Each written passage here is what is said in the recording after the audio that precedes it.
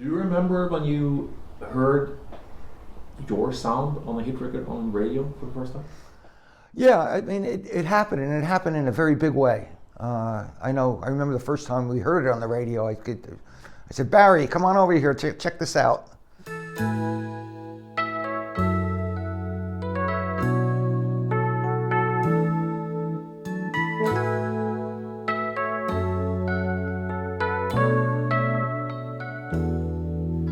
A few stolen moments is all that we share. From the late 70s throughout the 80s, the sound of Dyno My Piano pretty much defined that 80s sound, and it was an essential part of some of the biggest hit songs from that era.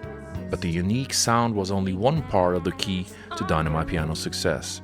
The other part of Dyno My Piano's success was because of all the amazing keyboard players who utilized their Dyno My Pianos on their studio sessions for what eventually turned out to become some of the biggest hit songs in music history.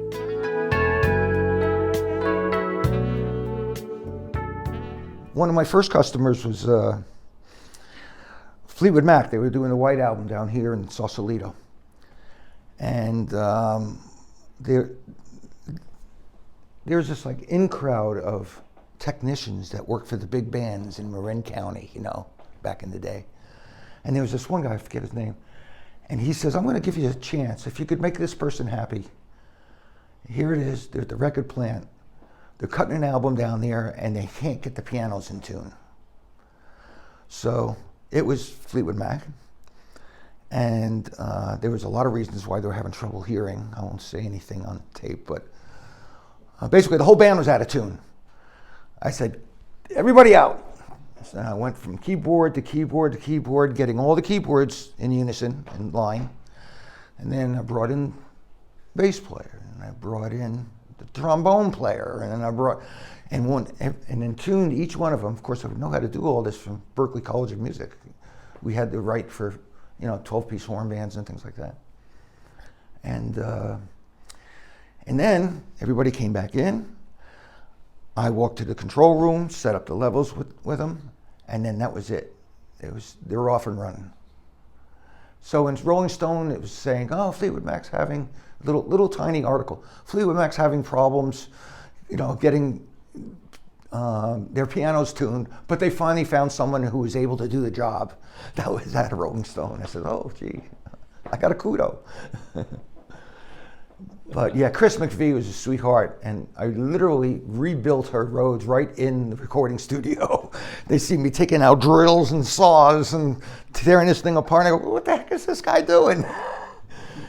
And then she loved it. She went, wow.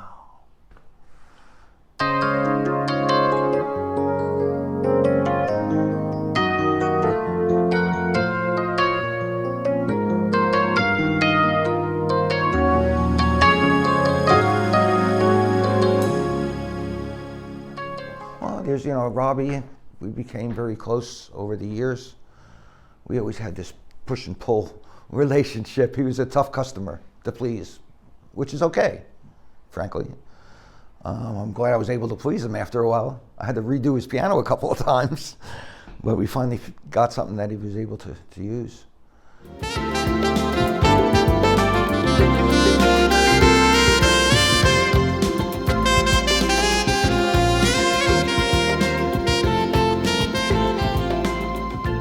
Tom Schumann, singular guy, real singular. He somehow got me my name and called me from the road. Spyro Gyra, his band, was touring. And bottom line is I'm talking to him and he goes, yeah, I hear your work is great and all of this. Can I come see you in about a week or two? I said, sure, here's the address. And he goes, okay, but listen, I'm on tour, so there'll be a line of tour buses. So then all of a sudden, one morning, and Saturday morning, there's this roar of buses and trucks in the front of a residential home. And out comes Tom. And I just sat him down in my showroom. I should have pictures of that too. I sat him down in my showroom, and he just went from one piano to the next, to the next. Actually, that was there before it was rebuilt, the Weber. And he's just like going, oh, this is like magic. He goes, how long does it take? I said, about a day. So he says, you got any beer? You know, it's like 10 in the morning. Sure. What do you want? He goes, you got anything else? I'm going to sit here and play, and those guys are going to give you my Rhodes piano out of the van. So they opened up the van, they pulled this thing out, and I was in my shop in this Burbank, and he was playing it took all day to rebuild his piano. I mean, you can't do these things right away. And he was I just remember listening to him, you know, while I'm working on his piano. He's just an amazing player.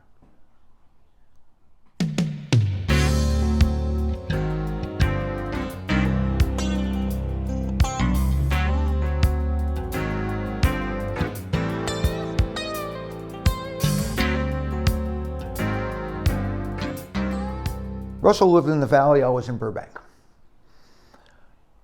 Again, word of mouth through the studios. He may have rented one in the studio.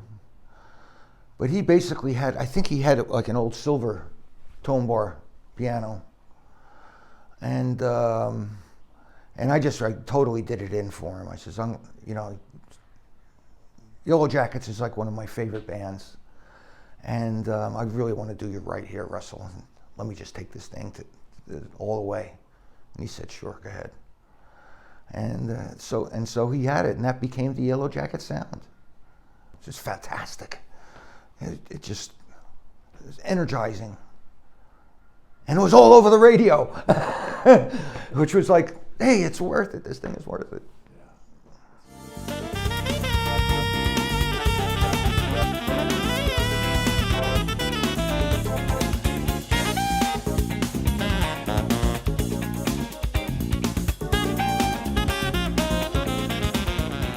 Percussion pedal never took off. Everybody was always losing them. I got one upstairs. Not a piano, but the actual pedal itself. It just didn't take off. But it enabled me to file some patents. It was something that I could show the factory, Harold Rhodes, and other people.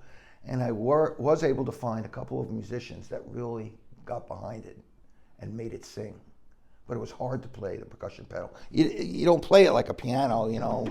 You have to play it differently. You have to play it like a drum for you to get that effect. Tom Coster. I met up with Tom, I think at a Guitar Center. And then he says, oh, I gotta have one of these. And then he says, were you interested in having, he was playing with Santana, of course. He says, you interested in having an endorsement? I says, I would love to do that. So we started that going. Took photographs with him. There's a photograph with him hanging out. I think you have one of those. And he knew how to play it too.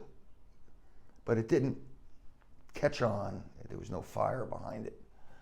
So, as we usually did, we went where they're not and went to another place and got into panning and chorusing and plexiglass lids. And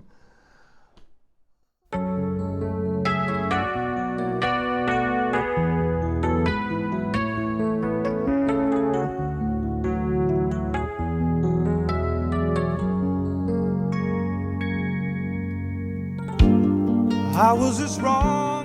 the only other great old story that of the day is, and this kind of came from Robbie, of course, Sergio Mendes tune, and he worked with Sergio in the studio. And I don't think I ever built a piano for Sergio, but he rented them all the time. He rented this one, he rented all of them. He just loved it, and I loved going to his gigs. But there's one thing about Sergio, boy, he throws a Christmas party. And what a party I'm talking! And his studio is this huge cigar room, you know. And him and his wife were so gracious. They give you a tour, introduced me to all their friends, and Jesus, what a party! One party to go to out in the valley is is Sergio's Christmas party.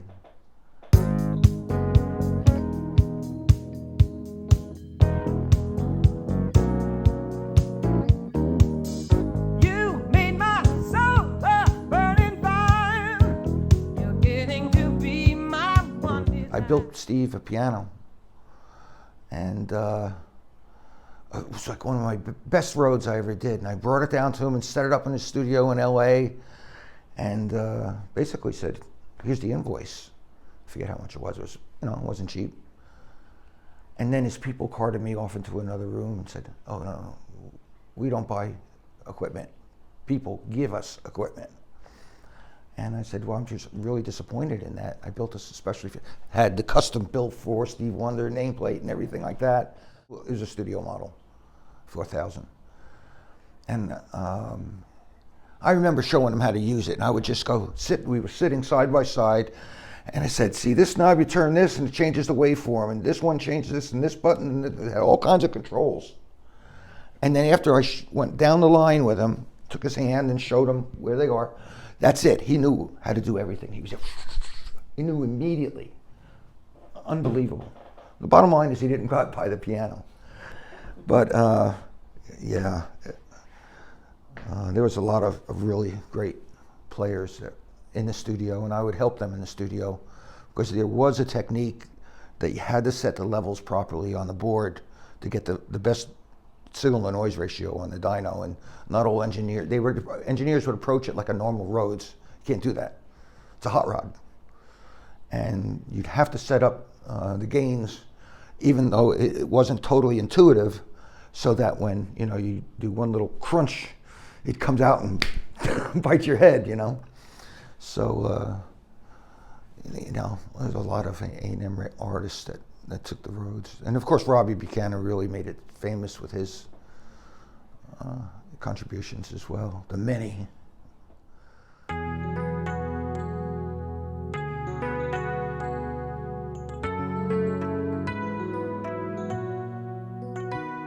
Who looks at her life in the palm of her